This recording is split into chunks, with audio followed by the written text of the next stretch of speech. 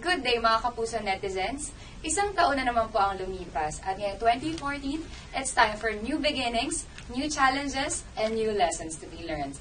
I'm Arian Bautista, and joining us today is a Feng Shui advisor and consultant who will guide us through the do's and don'ts this coming year of the horse. Our special guest for today has been learning about Feng Shui since 2003 and has trained by different Feng Shui masters like Joseph Yu, Edward Lu, and Vincent Ko. He has also studied Feng Shui under Lilian Tu and was trained by Joey Yap of Malaysia and took up advanced courses under Raymond Law of Singapore. And he has been invited as guest in different TV programs including Kapuso shows like Saksi, Unang Hirit at 24 Oras. He has also guested in several radio shows and was featured in different magazines. Mga Kapuso, let's give it up for Mr. Johnson Chua. Hello, sir. Hello. Hi. Kumusta? Kumusta mga netizens? And more good luck sa atin kung hi Fat Soy. Ayan, so let's get this started. Sobrang excited ako with my questions and sana hindi kayo mahirapan. Sure. Okay. So first off, eto madali lang. Okay. What's the lucky color for this year, 2014? Originally, 2014 is a wood horse, no? So alam natin lahat. And the green and the red is ang pinakamayaman na color for the year. But for me, I always teach is the using of color blue and yellow. Kasi mas more nakafocus tayo in terms of the harmony para against the conflict of the year. And also yung health, like the mga blue, it's also nakatulong din siya pang kalma. So different lang talaga, iba-iba, no? Yes. So, para sa akin, feeling ko red. Yeah. Kasi, Actually, mas maganda kasi like also, no, meron tayong tinatawag na lucky color of the year. So, this color of the year is lahat tayo pwede gumamit. But mas more basis natin is yung color of every zodiac signs. Yeah, so it depends on your zodiac signs and what is your lucky color, personal. Para pwede mo gamitin siya personal mga gamit mo or even your accessories. Okay, but next question. What part of the year would it be ideal to put up a business? Actually, this year is the first half of the year is the best. Kapag may mga target ka for the year, no? Kasi first half of the year, kahit pa paano, the energy is a little smooth, okay? And the second half of the year is much more, energy natin nun is a little wavy.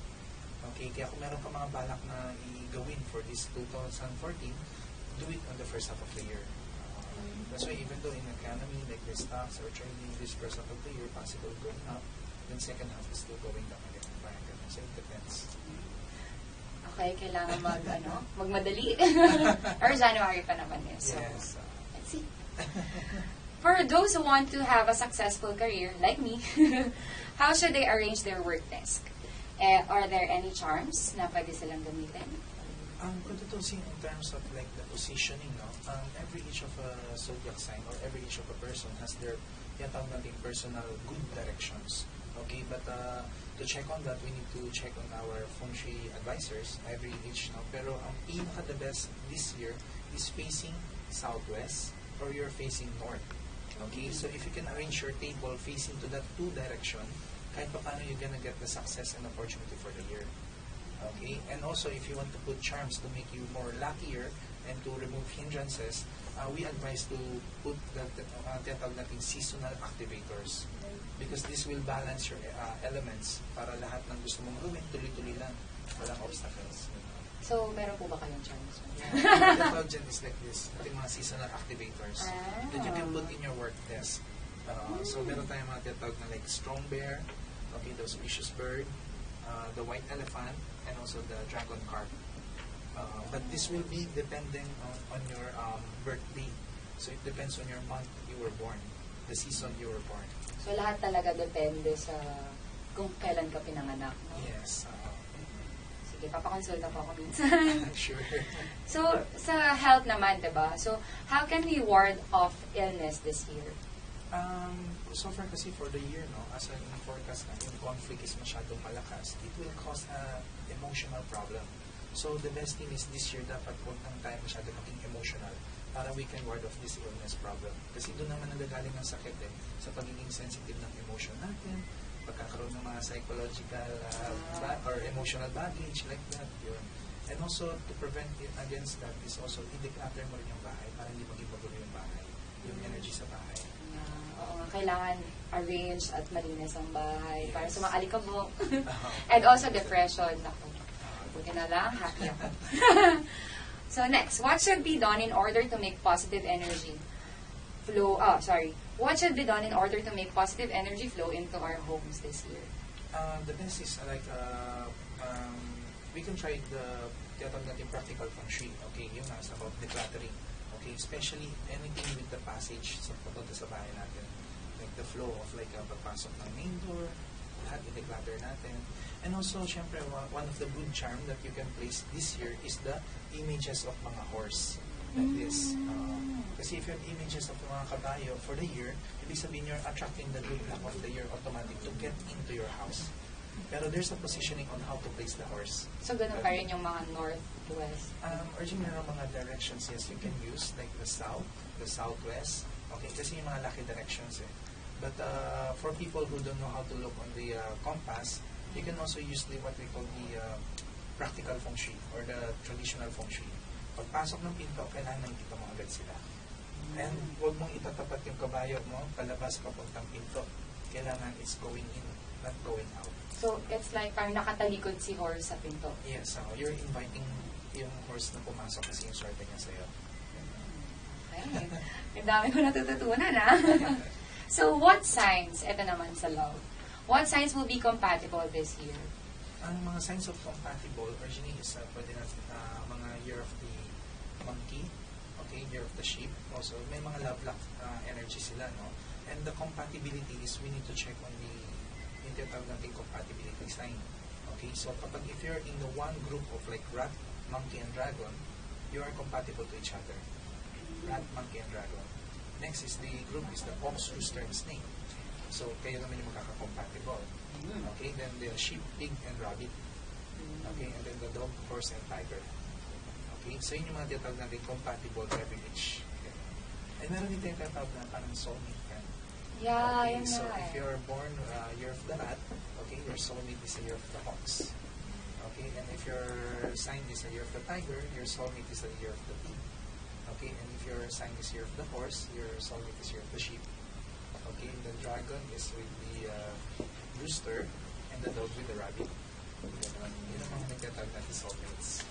Oh, may ganon. Paano pag di nasunod yun? Hindi naman nasunod yun. Then there's yun ang magandang question. Sabi nila, it's kasi guide naman yun as a as a formula. Okay? Kahit pa paano, they can be correct about 60 to 70%. Pero sabi natin, kahit pa paano, sana wag ka lang dito sa mga clash. Okay? Kasi ang clash naman is like rat and the horse clash. Okay? Then the ox and the sheep are also clash. The tiger and the monkey are also clash. And then the rabbit and the rooster clash. Okay, the dragon and the dog clash, and the snake and the pig clash. So kung wala ka doon sa mga clashing element na yun, kahit pa paano, ligtas ka pa rin. So, kaaway ko si pig. I'm snake eh. Okay. Sige, take noted yun. So, next po, what charm should be used by single people in order to have better luck in love department? Pag in love department, actually the best is you can use like yung mga mandarin ducks. Okay, and we can also use the double happiness. Double happiness, yung sign of the parang charm that you can carry all around with you. And also, there's one more pinakasikat. Is it like a bracelet? Or? Yun yung mga parang like charms that you can put lagi sa katawan mo or sa bag, mga ganun. Pero there's also a very famous na bracelet that's like this. It's a combination of like aquamarine, okay, and the pink quartz or the pink crystals. Kasi ito, tumutulong din siya para to increase your confident energy na makapasok ka sa love. Kasi di ba marami nagkaka-problem that they want love. They want a relationship. Pero pag tinanong mo sila, love ba o money? Money pa rin. Di ba? So, nawawala eh. Nawawala yung true. Bakit? Kasi yung takot to take the risk. That's why this charm it helps you to become more confident na gusto mo na talaga siya. It makes you realize. And then the pink one naman is to remove your emotional baggage para mabilis ka makapag-move on. Okay, yung pala yun ah. So this is a sample of my formula. Pero may question po kasi one time yung friend ko, parang bumili siya ng charm.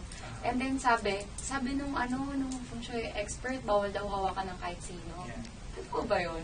Kung tutusin, yun yung madalas natin maririnig ng mga Yeah, teachings eh. sa labas, no? Like, bawal manghiram, mahawakan masuot, bawal mabasa, bawal dalhin sa funeral hospital, bawal din daw itabi sa mga bracelet like relo or mga hindi raw blessed na gamit. There are possibility kapag ganun po lahat, no? Then I advise na huwag na rin gumamit ng Yun charms. na, ay diba? mahirap. Kasi mas takot ka na eh.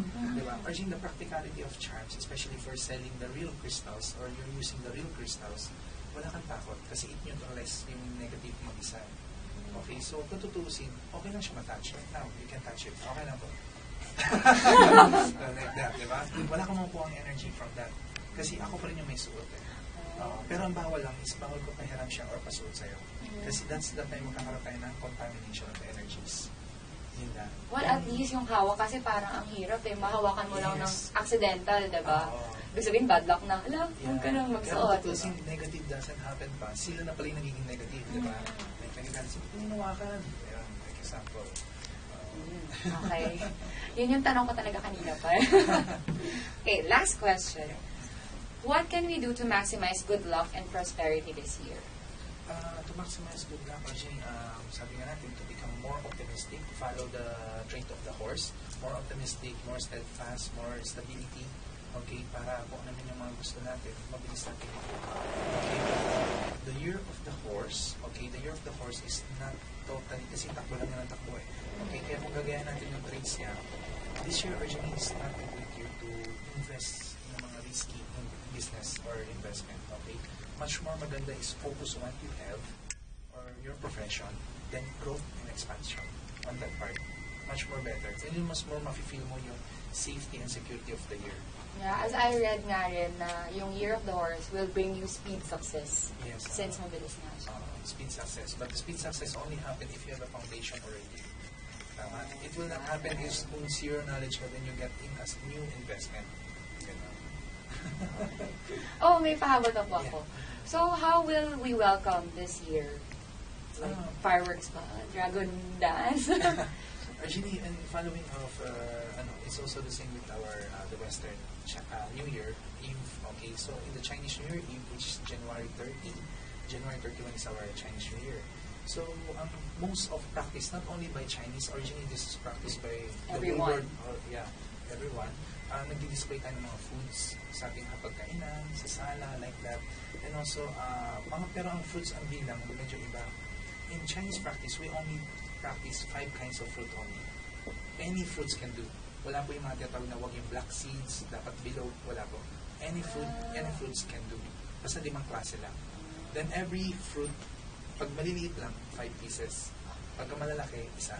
Like 1 pinya, 1 Durian. pakwan, or 1 durian, yes, can do. Like that. Then 5 pieces of apple, 5 pieces of pears, 5 pieces of oranges, like that. And then most pinapractice natin, naglalagay tayo na yung may mga bigas. That's why meron tayong tinatawag na prosperity basket. Ano yun? Maganda kasi ng prosperity basket is make your life more easier, grace daw sa pagkain for the whole year, more money to spend, more food to eat, mga ganun. And harmony for the family. Ayan. Aba, gawin natin lahat yan mga kapuso.